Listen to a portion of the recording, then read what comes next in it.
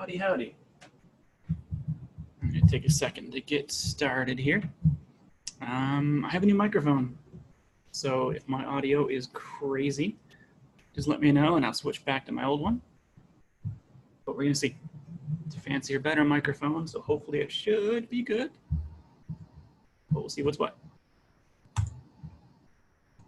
Get my stuff all prepped here. Share my screen. Get all my notes up.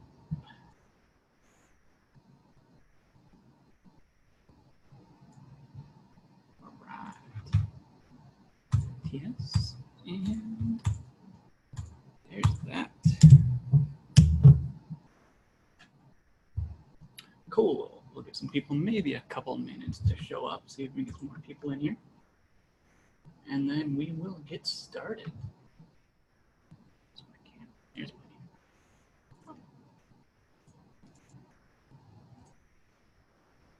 cool. There's a lot of setup to do.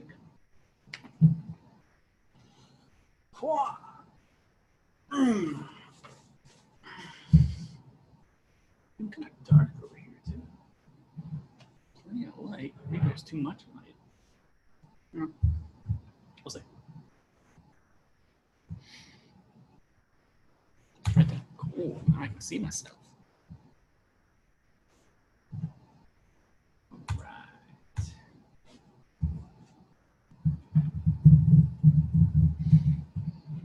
So fingers crossed that I have audio.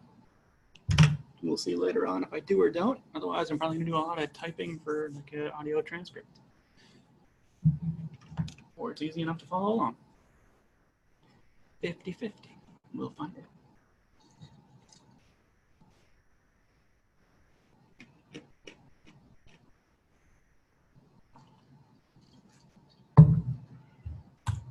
Awesome. Cool. All right. So today, the topic is going to be, so yesterday it was, what did I talk about yesterday? Getting started with TypeScript, a little bit about classes and interfaces and data types, not quite so much with classes, but more data types and kind of getting started with TypeScript. Figured I'd start off again today with kind of a getting started with TypeScript again real quick as a refresher. If anybody's following these along in a series, it's always good to hear the same type of instructions a couple times. So in case, let me uninstall. Well, so I should have TypeScript already installed. I can verify that by running tsc --v in my terminal. It'll tell me what version of TypeScript I have. That means that I can build TypeScript projects. Right? That means I'm ready to go. That, if I've been able to install TypeScript, I already have Node and I have NPM, I'm up and running, right? I'm good to go. So let's build the things that our project needs to get started. Right? We have a couple of prerequisites. Our first prerequisite is a tsconfig.json file. My TypeScript plugin will allow me to make that. I can say tsc --init. I was going to say it successfully created a tsconfig.json file. And it is right here. And there's all sorts of goodies in here. We're actually going to be changing one of these properties a little bit later. But in general, we can kind of just run this file and leave it alone. The other file I need is a package.json file. So NPM knows how to create a package.json file. So I'm going to say npm init -y. -y tells it to accept all of the prompts it will ask you for. I'm going to go ahead and delete this and not do the -y so we can see what it's going to do. Right. So if I say npm init just by itself without the y, it's just going to ask me a series of questions. Right, what's the package name, what's the version, all the fields it's going to put in is going to want some information for. And it does put default information in there anyway for me. Right. So in most cases, I just want the default information. It's quick enough to modify it if I need to. Right. So I have package.json, I have tsconfig.json, all my configuration files I need so far. In package.json, I want to have a quick and easy way to run my TypeScript file to make sure my code is accurate. I'm going to hijack this test method and turn it into a start method. My start is going to run the command tsc. tsc ran by itself will look in the current folder, find any TS files, and convert them to JavaScript files. So I run that, and I want to say node index.js. So I'm going to convert my index TypeScript to index JavaScript, and then I'm going to go ahead and run my index JavaScript. It'll work pretty good. All right, so I can save this guy. That also means that I need to make my index TypeScript file. Make a new file, index.ts. Right? I keep on making outside of my folder, so I'm going to move it into my folder real quick. So 3 files, that means I'm good to go. Right? I'm going to do a console.log. It works inside of my TypeScript file. I'm going to save that. I'm going to run npm start. Right, what this will do is this compiles my TypeScript file into my JavaScript file and then runs it. Right? It says it works. It makes a JavaScript file. That's what got ran by my node command. Right, so the TypeScript command converted my TypeScript file to JavaScript. My node command ran my index.js file, and I can see the output on my screen right here. Not right there, right here. Right, which is pretty cool. These 4 files are pretty much the minimum to get started with TypeScript. 2 configuration, a TypeScript and a JavaScript. Put a simple console log in. If all that works, it works, right? It's pretty straightforward. Right, there's not too much to get started with TypeScript. I'm going to keep these 2 files open, so at least I can see kind of back and forth between them. And then we're just going to work inside of our TypeScript file and kind of explore some stuff that we can make. So one of the bigger things that TypeScript gives us to make and work with is classes. So let's make some classes. I'm going to make a class called Superhero. So a class is basically just an object constructor. It's a blueprint. It's a way to make something. Right? So I'm going to be making superheroes. Right? So what properties my superheroes need? They're going to need a name. I'm going to define that as a string. And superheroes are going to have a property for whether or not they have a cape, as cape, which is a Boolean. Right? Off the bat, I'm getting warnings and errors. Property name has no initializer and is not definitely assigned in the constructor. Right? Similar to JavaScript with classes, TypeScript classes need constructors as well. So typically after making the properties that my object needs, I'm going to make a constructor. Right? The constructor is going to take parameters in equal to the number of object properties I want. Right? Because I'm going to be making this and I'm going to give it some parameters. Typically I'll give them the same name. Name string as cape, Boolean. Right? Makes it easier. I need to take those incoming parameters and set them to my class's properties. I say this dot name equals name. This dot has cape equals has cape. Right? So I also have a couple ways that I can make these classes. Right? This definition here is pretty much the most straightforward way to make it. Right? This guy is called the class declaration. Right? That's my class declaration. I'm just declaring a class. Right? I have other ways to do this. Right? I can say kind of like the same ways we're making a function almost. Right? I can say const superhero hero equals a class. I could start off my class like this instead. Right? This is a unnamed class expression. Right? It's unnamed because the class doesn't have a name. It's an expression because I have an equal sign in here. So pretty much I'm saying my variable superhero is equal to this class. I have a third way to write this. My third way is the named class expression. Equals class superhero. Right? The named class expression is kind of verbose. Right? It seems a little bit redundant because I have the same name a couple times. It kind of is. Right? So kind of from simplest to more complex, you can kind of see the more words we add on, the more complex it's getting. My preference is this first guy. Right? Keep it simple. Class superhero. Right? The reasons that I'd want to make some of the expressions is maybe I wanted to pass this class into something else as a parameter. If I have it in a variable, I can pass it around and send it places. But in most cases, I just want to construct a superhero. Right?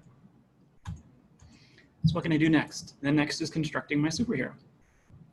I'm going to say let super_ammon equal a new superhero. Right? Anytime I want to create the object that the class will give me back, I need to use the new keyword. And I need to give it parameter properties. I need to give it parameters. Right? They're going to match the constructor.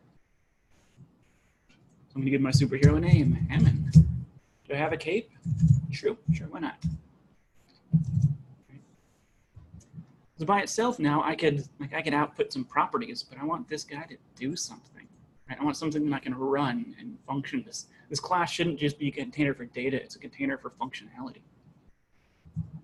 So I'm going to make a method in here called canFly.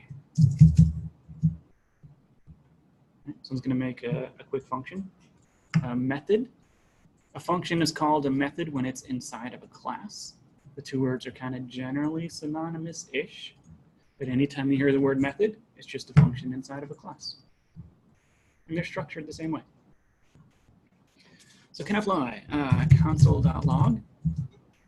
I'm going to say, if I have a cape, I can fly. If I don't have a cape, I can't fly. So my name, I'm going to say this dot name.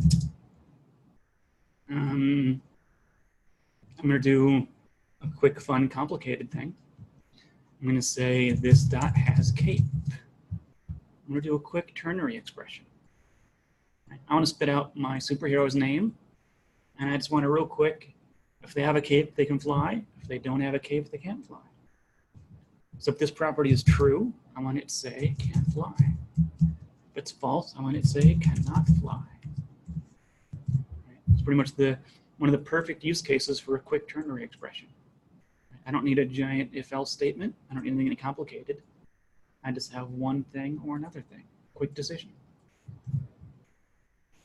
So I'm going to output whether or not my superammon can fly. My superammon can fly. I'm going to save that. I'm going to run it. npm start.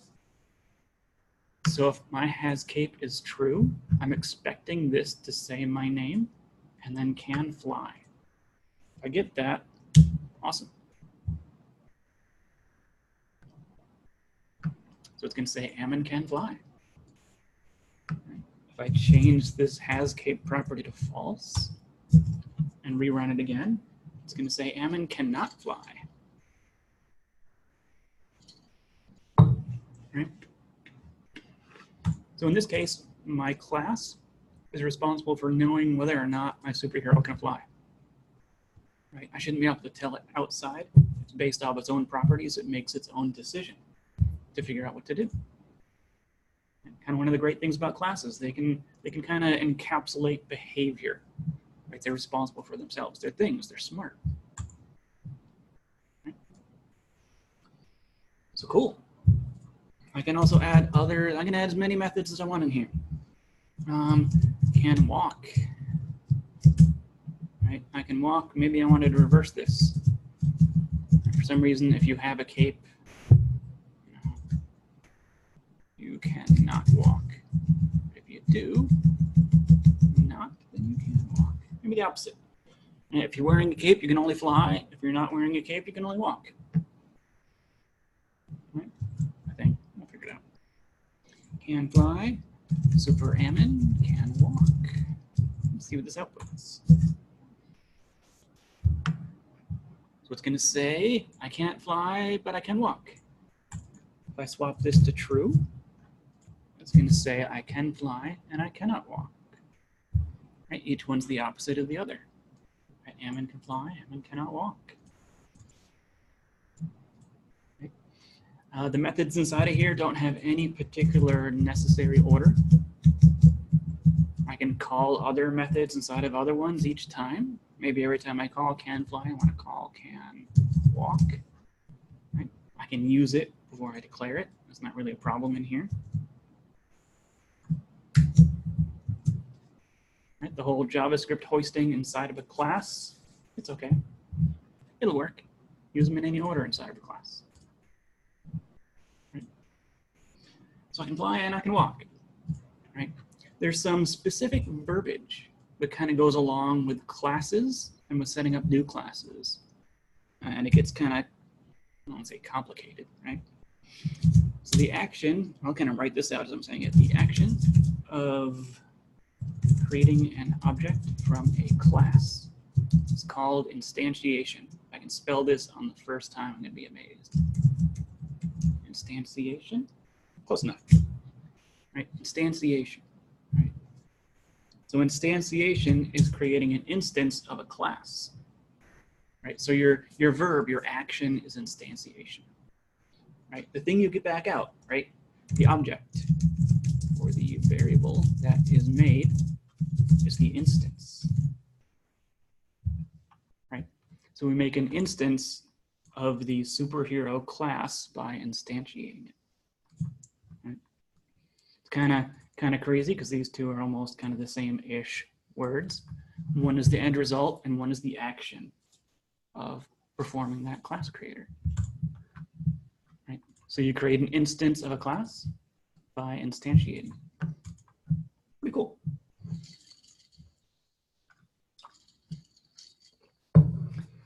All right, I'm going to comment out some of this other console stuff as we go, so I don't have too much mess in my console. But so far, quick review. I made a class. It has its own properties. It has a constructor to take in values and set those properties. And it has a couple methods to read off those properties and make decisions and tell us what's going on. I can use the new keyword to instantiate that class, and I get an instance of it. And from that instance, I can work with it. All right. So what else can we do here? What else can we do with classes? Right? We're going to make a class supervillain. Make a class supervillain real quick, right? They're also going to have a name. Oh, backwards. Name is a string. Right? And they're going to have an evil plot, which is also a string. They need a constructor for a name, which is a string, an evil plot, which is also a string. And I'm going to set my internal properties to the incoming parameters. This dot name equals name. This dot evil plot equals evil plot. My kind of basic class is ready to go. I have properties and I have a constructor. Right? So what if I didn't want people to be able to read this evil plot outside of here? Because right now, if I made let evil Ammon equal new supervillain, I'm just going to do my name backwards.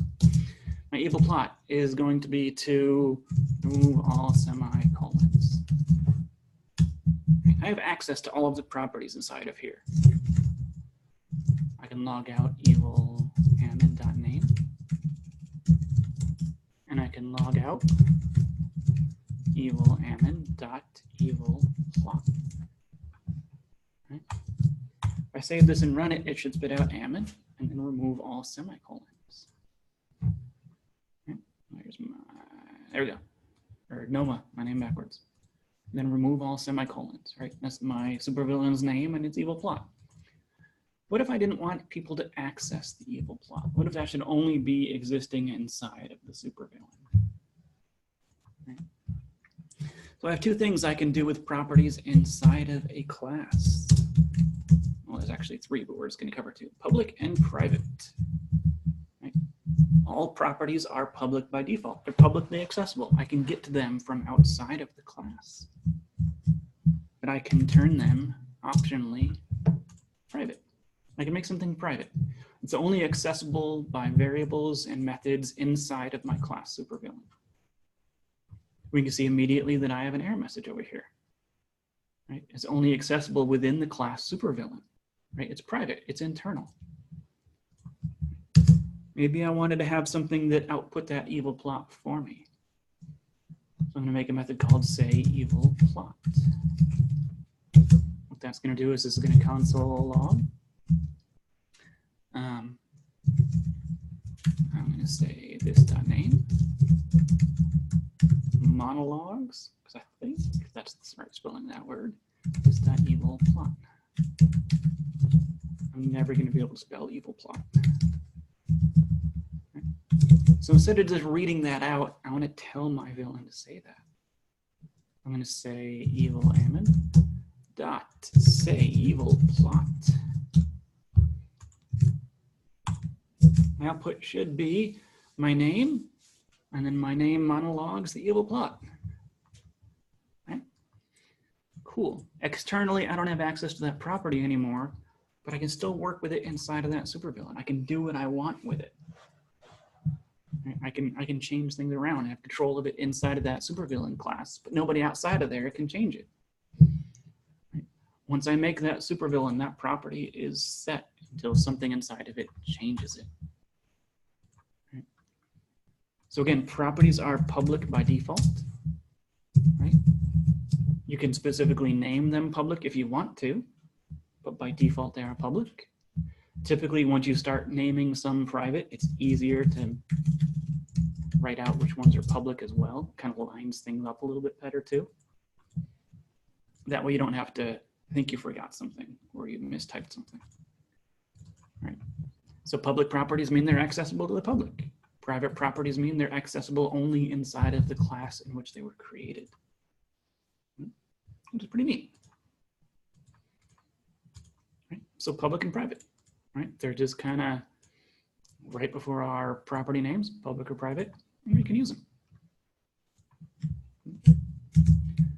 All right, let's comment some of that stuff out. Make sure I didn't kill my file. Cool. Honky-dory. Right.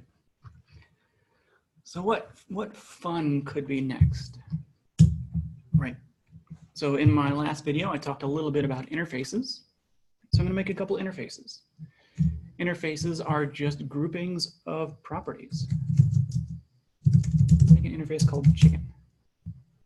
Right. It's going to say, has a property called is chicken, which is a Boolean. This just defines that if anything wants to use this chicken interface, it's going to have a property called isChicken. Pretty straightforward. It's kind of defining a structure that an object or a class would need. There's no functionality inside of an interface. It's just descriptive. It just says the things that I need to have if I want to use it. I'm going to make a couple more of these. I'm going to make an interface monkey. Say is monkey. Make an interface for duck. Is duck. Oop. Boolean. Right, so I have three interfaces here.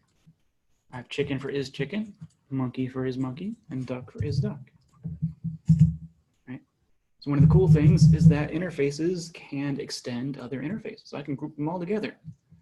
I can say interface chicken, monkey, duck.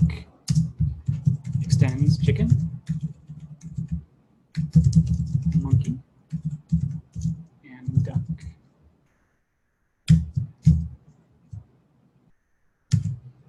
I don't have to give it any properties, and automatically anything with chicken, monkey, duck will have is chicken, is monkey, and is duck. Right? I can extend as few or as many interfaces as I want, right? Allowing me to kind of make some granular properties and behavior and group them all together in larger infrastructure and scale if I want to. So then what I can do with these complex interfaces is I can make a class. make a class called creature. Implements chicken, monkey, duck. So what's this going to tell me then? Right? This is actually going to give me a pretty fun message. Say, hey, your property is chicken is missing, right? You said you were a chicken, monkey, duck, and your chicken, monkey, duck is a chicken, and your chicken has is chicken. Kind of all the way down that chain is telling me what properties I need.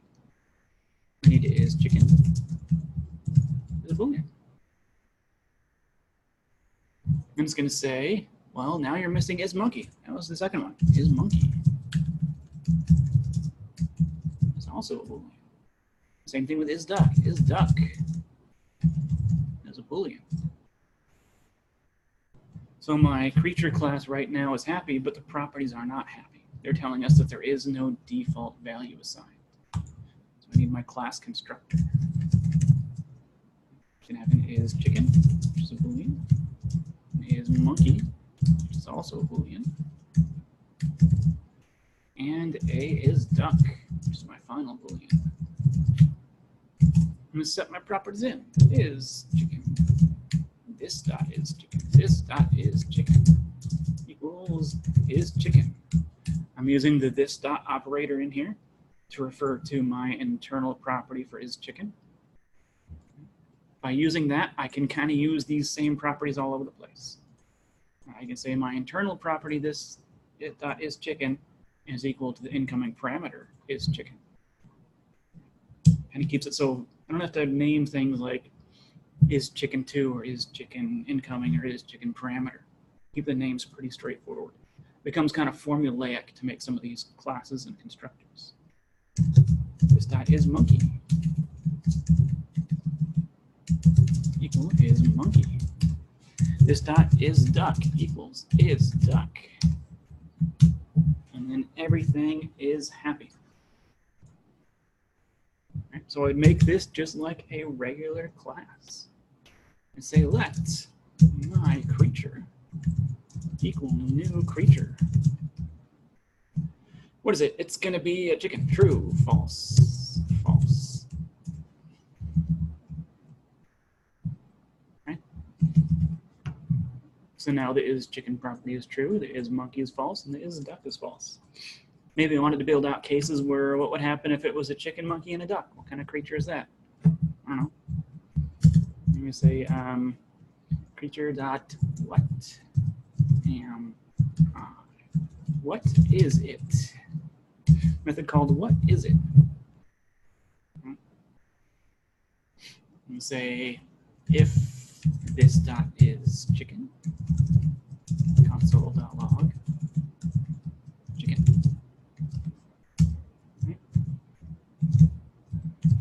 Three of these. If it's a chicken, if it's a monkey, and if it's a duck. Chicken, monkey, duck. If it's a chicken, it'll say it's a chicken. If it's a monkey, it'll say it's a monkey. If it's a duck, it'll say it's a duck. Right? I'm going to say if this dot is chicken, and this dot is monkey, and this dot is duck. From all three, I'm going to log out, run away. Who knows what this is? Right? And you say, okay, what is my creature? My creature dot what is it? What is it? Right? It's the chicken. Chicken. Right? So I set the second one to true as well. Say, well, it's a chicken and it's a monkey. Chicken, monkey. What about the third one? What if they're all true?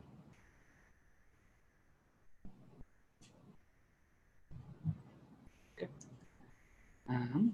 So if they're all true, it will say chicken, monkey, duck, run away, who knows what this is? Right? Wait, let me switch back to my other microphone, and we'll see if that makes any difference. I'm gonna pop this out and I can just switch right in my console thing here. There we go. That's my laptop microphone. Is that any better? Way better. Better? Way better, yes. Okay. Okay. Cool. All right. To then reiterate kind of what I was working on. I have a class creature that implements my couple interfaces. I made a method inside of here to kind of tell me, based on those properties, what my creature is. Right? My creature has 3 true values, for it's a chicken, it's a monkey, and it's a duck. Well, then we shouldn't go anywhere near it because that thing probably has rabies. Right? Who knows what that thing is? So cool. My classes can implement interfaces.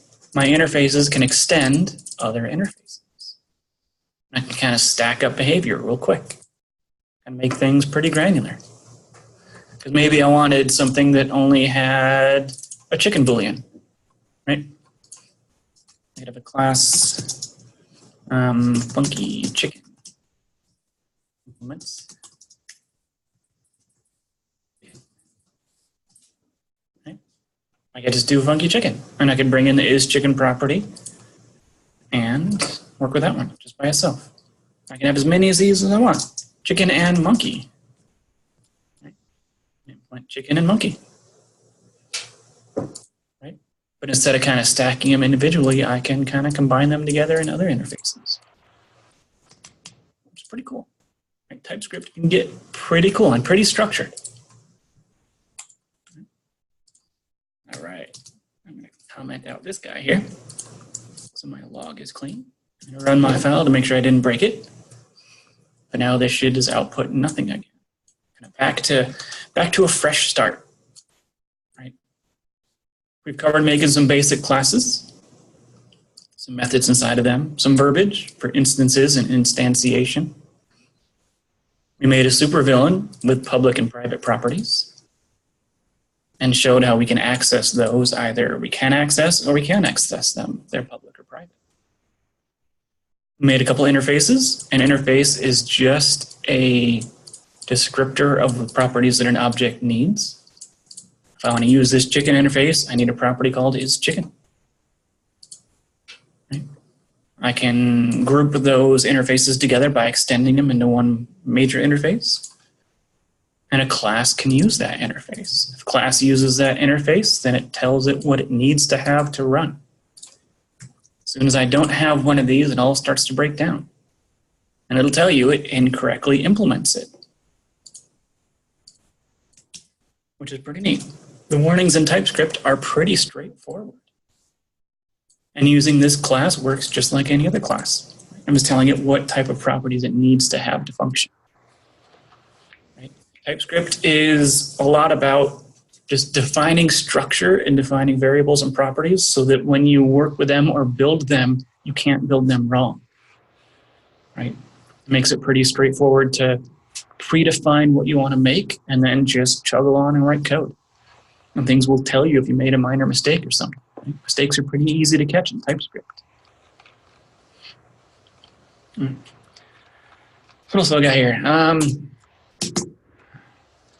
The fun one.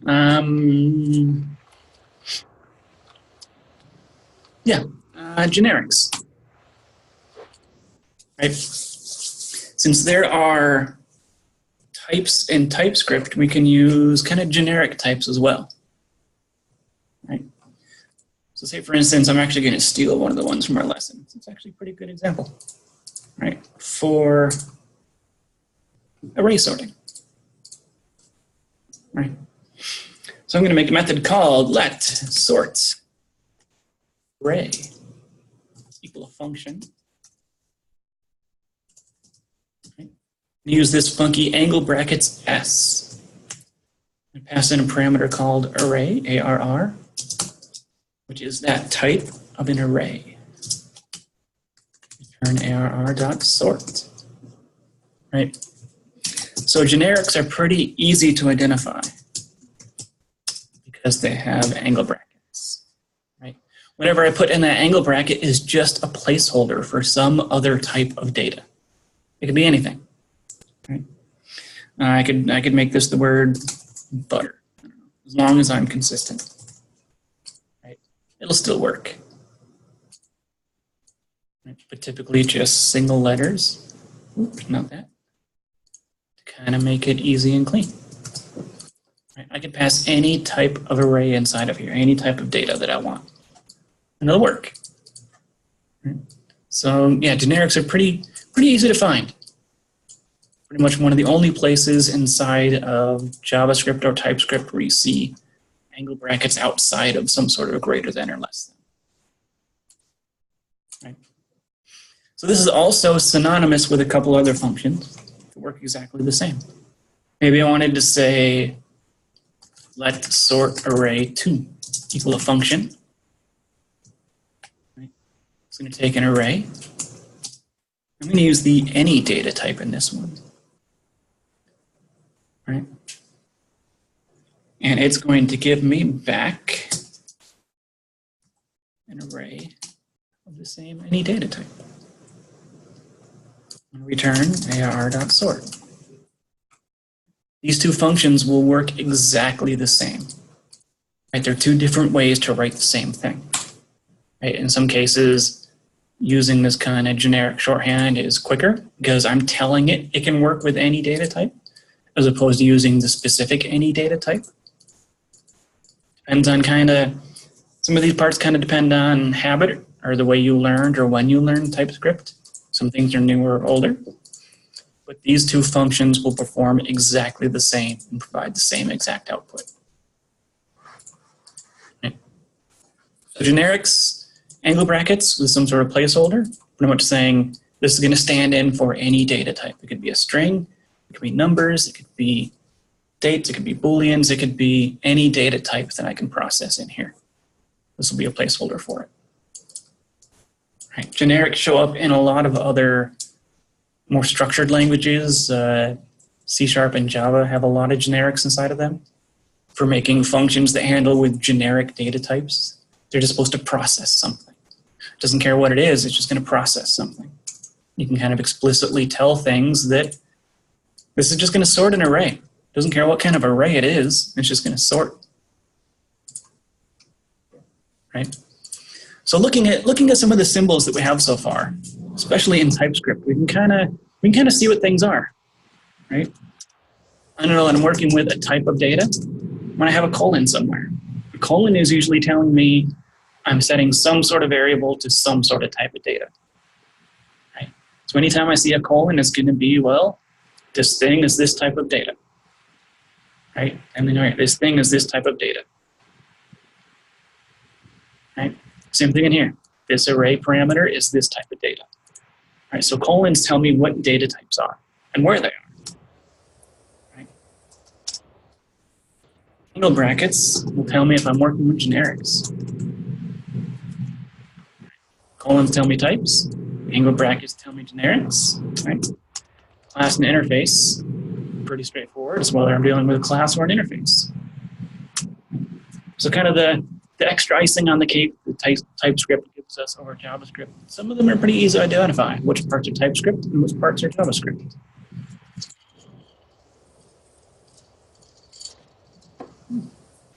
Sorry.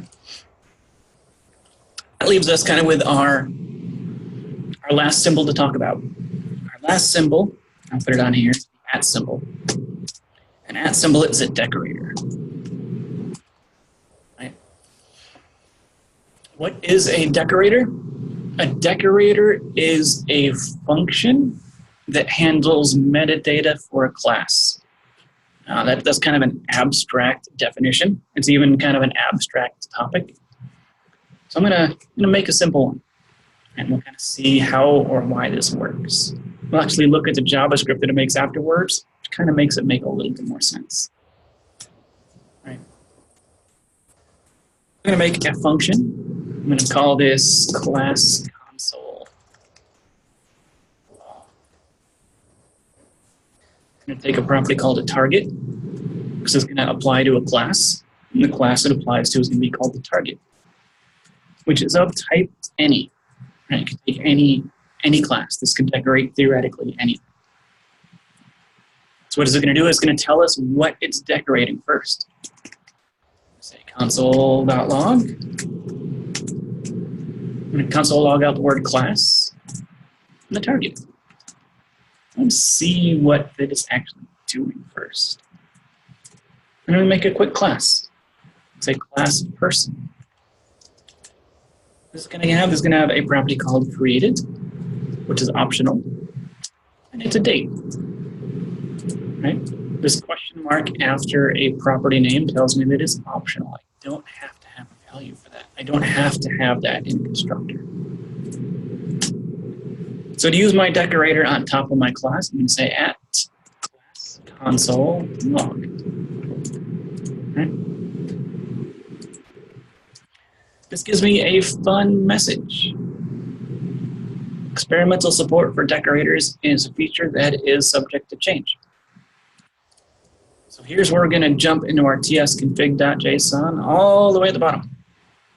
There's an option for experimental decorators. Right? If I uncomment this guy, it'll turn that bugger on. Right? I want that. I want experimental decorators. But it also means that my file is now invalid because its friend up here does not have a comment. All my items need comments. Or it didn't, but away at the end. All right. Then my file is now happy. Right? It's happy. So what is this going to do when I run it? It's going to output the word class, and then it's actually going to output my class.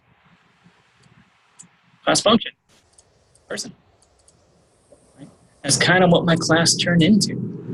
If I looked at my JavaScript over here, I can see some funky stuff now. Right? Well, here's my class console log method. My function. That one stayed pretty straightforward. But my person class went real weird. Right? It kind of turned into calling itself by calling another function and passing in my console log as function and passing itself back as a parameter and returning. Kind of a short way to encapsulate my class with a function. And go all the way to the top. I see this really weird decorate method that got hoisted all the way to the top. Right? And this is just this is a weird guy. Right? This decorate is kind of a generic function that TypeScript will make for decorators. It's using some reflect objects, some defined property objects. Pretty much it's saying, look at this thing that is right on top of, that is describing, that is decorating, and tell me about it. Right? Well, look at this person class and tell me what it is. It's this function person. Right? Since it knows what's in here, it actually has access to all the data inside of it, which is kind of cool. So one of the neat things I can do with this is I can set some properties. I can set some default options if I wanted to. A target.prototype. Right.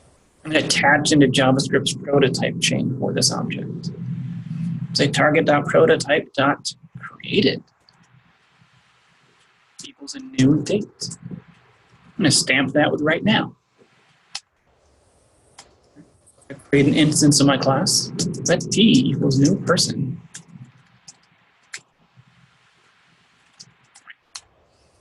Log out the date. Console.log p.create. When was this created? If this gives me today, then it worked. Hey, there we go. 10/18/2018, 2045. When I'm GMT -7, so yeah, 8:45 p.m. Right? 1:45 p.m. Arizona time.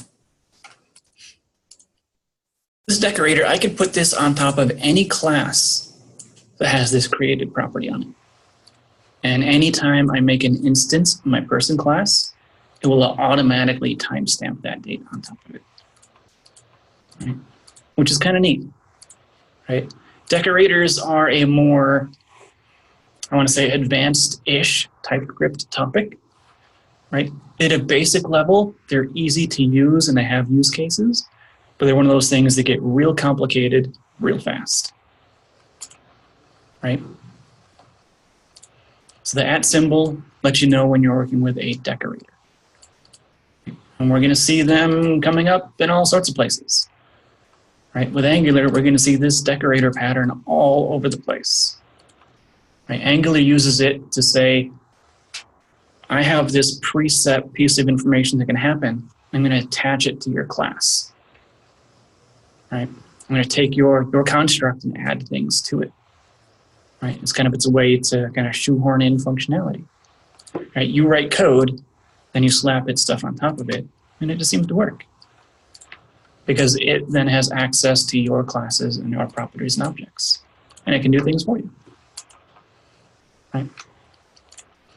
So far with TypeScript, well, the type part, the most important part, we can identify by a colon that tells us what data types are.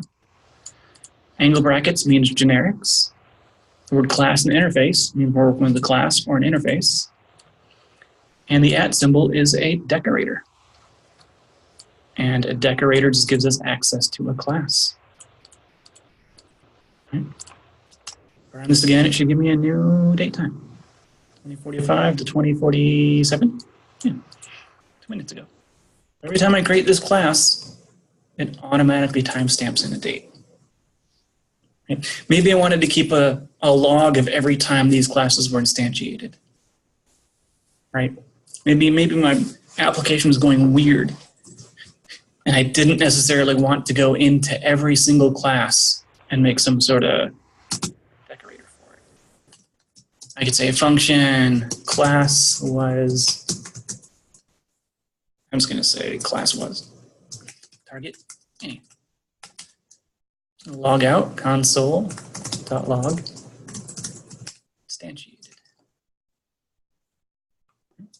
So if I say @class was, right? I can add that to any class I want. And it's going to tell me that that thing was made. And it's going to output that every single time I instantiate that class. I've kind of prepackaged some kind of pre-built functionality. This decorator, then I could take this, maybe I could stick it up on some of these other classes. Maybe I put this up in my creature. Right? And it might tell me that I'm instantiating my creature. Maybe I should get 2 instantiateds. Maybe. I can just reuse that anytime I want. I have information about that class too. I could tell it maybe every time I made a creature, it's going to say, hey, you made a creature.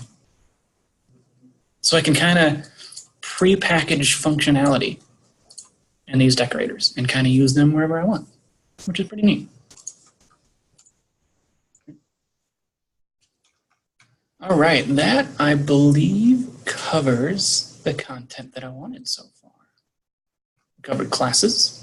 We covered instances and instantiation, public and private properties. Right?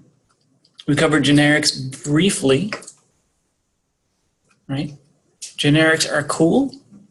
They're fun. But you can also write the same exact code with just data types. Right? And then we did some method decorators. Class decorators. And talked about some verbiage. Kind of how to identify which parts are TypeScript and which parts aren't. Right? Because the majority of this code is like this, besides this :any. That's still JavaScript. Right? Even this class console log, when I look at the TypeScript that's made, or the JavaScript that's made, it ends up with just a function. Right? All that extra stuff that TypeScript has goes away. It's pretty neat. Cool. So tomorrow's tutorial, right? We have another one tomorrow at 1 p.m. Right? Tomorrow's tutorial is going to be then a getting started with Angular. Right? Now that we kind of know a bit about TypeScript and how to identify it, It was kind of a brief rundown of what it is and what do we get out of it. Then we're equipped to start making Angular projects and kind of dig into the code that it builds for us and see what it's doing. Right? We should be able to look at it and understand it and see these pieces inside of there and see how it works and see how it processes and gain a better understanding of it instead of it being kind of a foreign construct. Right? Hopefully once you build your first like ng new or a new Angular project, some of this stuff will look familiar. You'll see decorators. You'll be like, hey, that's prepackages some functionality for my class. Maybe you see some constructors, right? Maybe you'll see some extends and some implements, right? We'll see all sorts of this stuff, some data types all over the place, right? It's pretty neat. Most primarily, we'll see decorators, right? So cool. Any questions, any concerns, any comments? I'm glad to know that my old mic works better than my new mic. It's kind of sad. I'll have to figure it out. I think it's the vibration from my desk. It was going crazy, kind of overpowering it. I got one of these doohickeys. I gotta set it up though. So we'll see. I'll get my hands on a boom mic or a stand, and we'll float it right above my laptop, and I'll be all fancy and official looking. Right. So cool.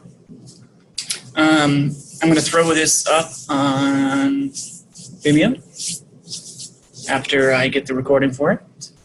If you're in any of my classes, I have a link to all this information on the announcement section for all of my workshops.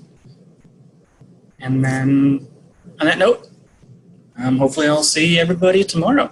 We'll talk about getting started with Angular, right? Get into the nitty-gritty stuff now that all kind of like the prerequisites are out of the way. We can start having fun. Cool. I'll catch everybody later.